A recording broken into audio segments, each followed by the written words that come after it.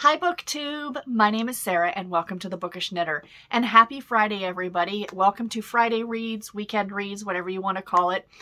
Today is the 21st of October and second last weekend before Halloween. Very exciting.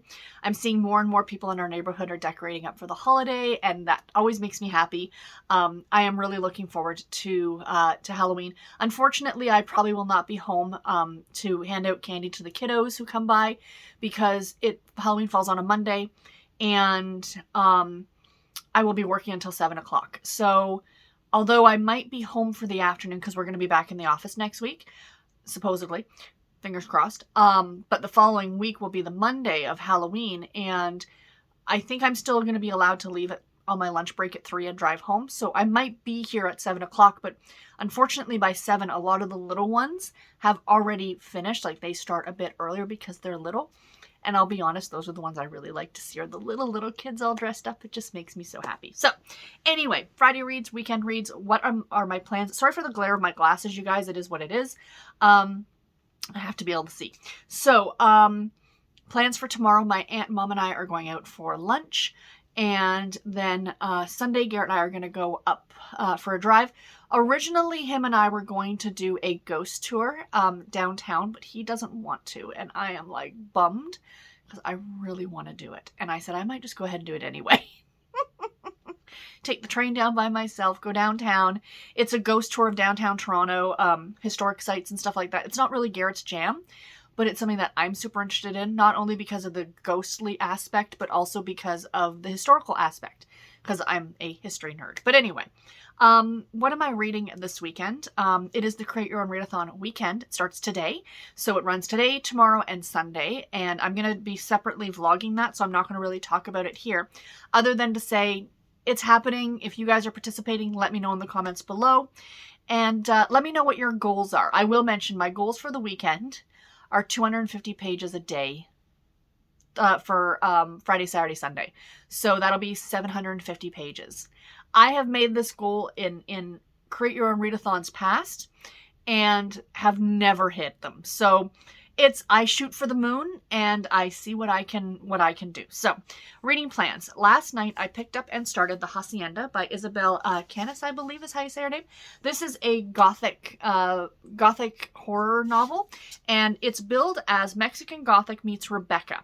So Rebecca is one of my favorite books of all time, and Mexican Gothic I read last year, and I really did enjoy it. It was seriously creepy. So in this book, our main character, so far I'm only like 2 chapters in, she marries this man who has this hacienda, and she is very excited about being like the woman of the house, if you will. And this takes place after the Mexican War of Independence. Yes, in the aftermath of the Mexican War of Independence. So he's a very wealthy man. She marries him, and she shows up at this place, and this house, or this hacienda, is extremely creepy. And the story goes from there. So I don't have much more information on this one. Like I said, I'm only a few chapters into it. I do have it as a physical edition, and I'm reading it. It's been a long time since I've read a hardcover book, you guys, and I'm really quite enjoying it, to be completely honest. It's a really nice reading experience. I've forgotten how enjoyable it is to read on a hardcover book, because I've been doing so much e-reading lately. So yeah, so this one I am enjoying. But speaking of e-reading, because that's what I'll be diving back into next, as I say, I like to show you guys 3 books. Once I'm done The Hacienda, it's a very witchy, spooky weekend. I will be jumping into A Letter to 3 Witches by Elizabeth Bass. This is another, I think it's a romance, and it's another one of those fantasy witchy romances. So I will report back my thoughts on this one. I do know that this is available on KU, because I got this book from NetGalley and it expired, and I didn't download it to my Kindle in time. And I was looking for it to see how much it was. My library didn't have a copy, and I was looking on Amazon to see how much it was, and it showed up on Kindle Unlimited. So yay on that one. So I am very excited about getting to this one after I finish The Hacienda. And then once I finish both of those, I'm not saying I'm going to read all 3 of these books this weekend, but if I can get those 2 done and then maybe start this 3rd one, that will be super fantastic. And this one, the cover's going to be really difficult. Oops, I dropped my thing here. The cover's going to be really difficult to see because it's very dark. But this is Small Spaces by Catherine Arden. This is a middle grade horror fiction novel. I'm reading this for Storm over at Storm Reads, her Halloween readathon for the month of October to read spooky middle grade books. And I've read 2 so far, guys, and I'm really enjoying the experience.